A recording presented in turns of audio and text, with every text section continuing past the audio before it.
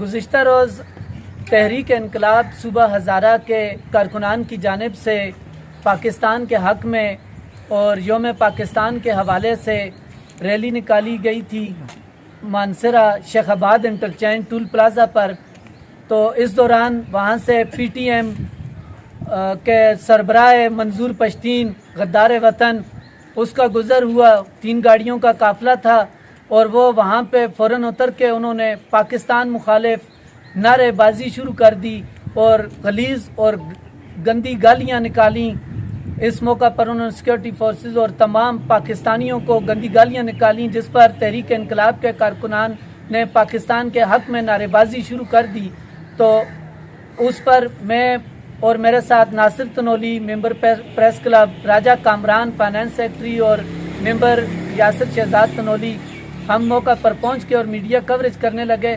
تو منظور پشتین کے جو ساتھ آئے ہوئے ساتھی تھے نامعلوم، جنہیں ہم سامنے آنے پہ شناخت کر سکتے ہیں، انہوں نے اسلحہ نکالا اور آتشی اسلحہ سے وہاں اندھا دھند فائرنگ شروع کر دی، ٹول پلازا پر بھی، لوگوں پر بھی، نہتے لوگوں پر. اور اس دوران ہم میڈیا کوریج کر رہے تھے تو ہمارے اوپر بھی حملہ کر دیا اور راجہ کامران بھائی، ناصر بھائی، ان کے موبائل بھی ٹوٹے، ہمارے ساتھیوں کے کیمرہ بھی ٹوٹا اور ان پہ پستولوں کے بٹ مار کے انہیں زخمی کیا.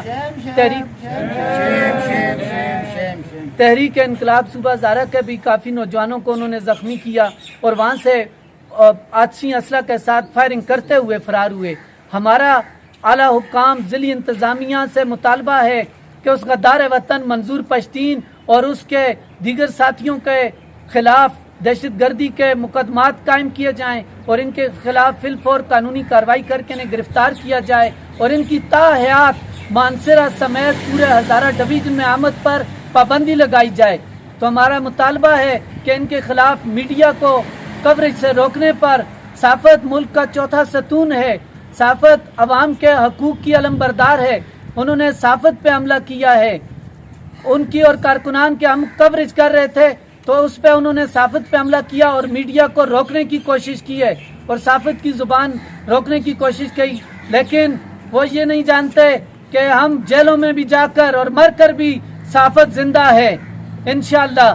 اور ہم پاکستان کے لیے تا دم مرگ، ہم civil society as a civilian, ہم پاکستان کے بغیر وردی کے سپاہی ہیں اور ہماری جان، مال، وقت، تمام ہر چیز ماں دھرتی پاکستان کے لیے قربان ہے.